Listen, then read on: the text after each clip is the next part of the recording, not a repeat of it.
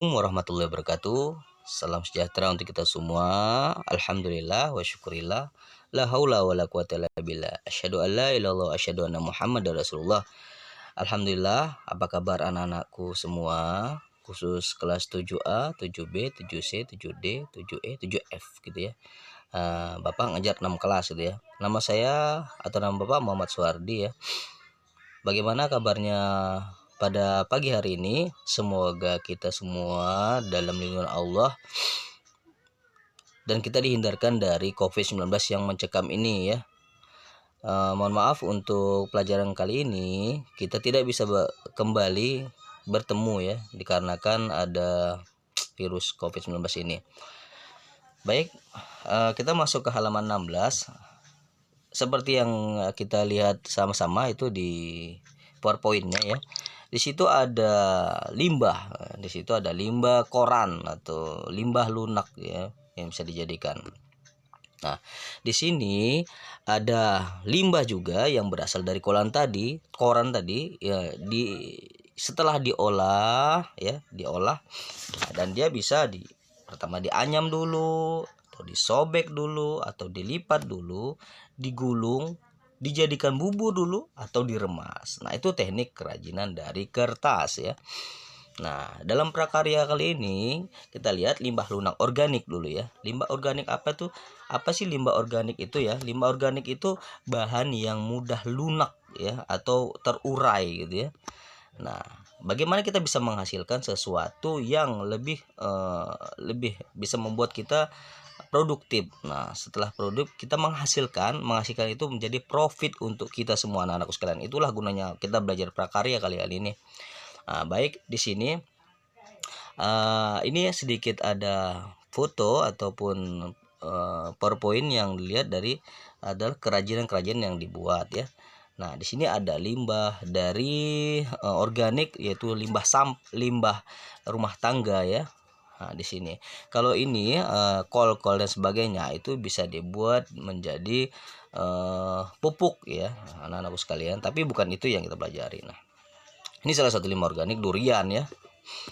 Baik, kerajinan limbah lunak, bahan limbah lunak yaitu yang A, kerajinan limbah lunak. Setiap makhluk hidup merupakan penyumbang terbesar dari sampah atau limbah ya. Sampah adalah suatu bahan yang terbuang atau dibuang dari hasil aktivitas manusia sehari-hari maupun proses alam yang belum memiliki nilai ekonomis, di mana limbah sendiri dari tempat asalnya bisa beraneka ragam. Ada limbah rumah tangga ya, pabrik-pabrik ya. Ada juga limbah tertentu dibuat suatu kegiatan tertentu gitu ya. Nah, setelah itu limbah itu dibagi 3 ya. Yang pertama itu limbah gas dan limbah cair, setelah itu limbah padat. Di mana contoh limbah dalam bentuk gas antara lain karbon dioksida, karbon monoksida, HCl, NOA, NO2 dan SO2.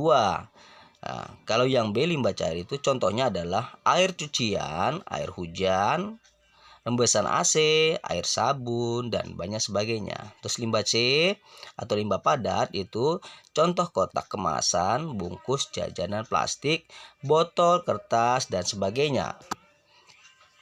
Berdasarkan sumbernya, limbah itu berasal dari A, limbah pertanian, limbah industri, limbah pertambangan, dan limbah domestik. Nah, nanti anak-anakku sekalian dibaca ya. Berdasarkan senyawa dibagi lagi menjadi 2 jenis sebagai berikut: limbah organik dan limbah anorganik. Nah ya, di sini merupakan limbah yang dengan mudah diuraikan. Jadi limbah organik itu limbah yang mudah terurai atau mudah membusuk dibandingkan limbah anorganik yang membutuhkan waktu jangka sampai 200 sampai 300 tahun, dan itu pun belum tentu bisa terurai ya. Contohnya kalau limbah organik itu kulit buah dan sayuran ya dan sebagainya. Nah, kalau contoh limbah anorganik itu plastik yang selama ini kita makan di tempat pentol itu ya. Nah, beling atau gelas, nah itu baja itu agak susah untuk terurai pakai. Nah, di mana jenis karakteristik bahan limbah tersebut adalah limbah lunak anorganik. Nah, di sini kita lihat ya, lebih banyak berasal dari tumbuh-tumbuhan. Pertama, limbah jagung, limbah kulit bawang, limbah kulit kacang, limbah jerami, limbah buah salak atau buah-buahan ya, limbah kertas, dan limbah pelepah pisang. Dan semuanya itu kita bisa lakukan dan kita bisa buat praktek prakaryanya ya. Yang kedua adalah limbah lunak anorganik. Ya, limbah anorganik. Limbah lunak anorganik berasal dari olahan yang zat kimia, yaitu bisa menghasilkan bahan yang lembut, lentur, dan mudah dibentuk serta diolah dengan bahan yang sederhana. Contoh limbah lunak anorganik: plastik kemasan, limbah styrofoam, limbah kain perca, limbah karet ban, atau limbah kemasan ya. Di mana pengelolaan bahan limbah lunak tersebut ada beberapa prinsip yang bisa membuat limbah-limbah tersebut ada 3R gitu ya. Mengurangi atau reduce, B mengurangi kembali atau reuse, setelah itu mendaur ulang kembali atau merecycle-nya. Nah, proses produksi kerajinan bahan limbah tersebut bisa di pesisir pantai atau pegunungan. Bahan-bahan tersebut berasal dari sana ya. Yang pertama, limbah lunak organik yang banyak tersedia adalah sabut kelapa dan daun kelapa. Di mana limbah pegunungan itu biasanya kulit jagung, kulit bawang, kulit kacang, kulit biji, dan sebagainya ya. Bisa juga limbah dari pertanian, yaitu limbah pertanian bisa kulit pisang, itu sama ya, pelepah pisang. Nah, kalau perkotaan biasanya limbah-limbah tersebut adalah limbah anorganik.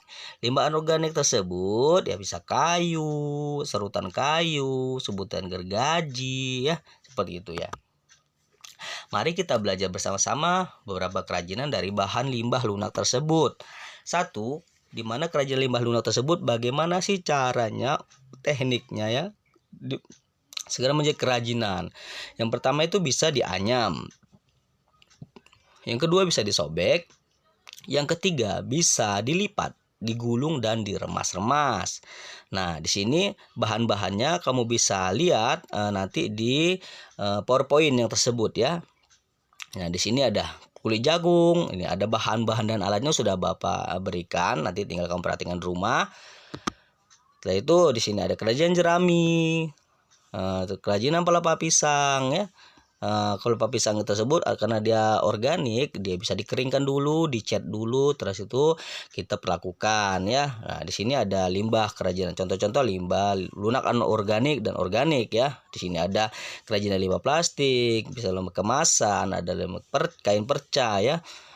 Baik, mari kita jaga kebersihan dan lingkungan. Jangan lupa saya tunggu pekerjaan di rumahnya dengan bahan organik ya, contohnya kulit jagung, pelepah pisang, dan sebagainya yang sudah saya ceritakan tadi atau saya sampaikan tadi ya. Baik anak-anakku sekalian, mungkin sampai sini yang bisa Bapak sampaikan. Mudah-mudahan kita tetap semangat di rumah sehingga kita dapat produktif walaupun di rumah. Wabillahi taufiq wal hidayah. Assalamualaikum warahmatullahi wabarakatuh.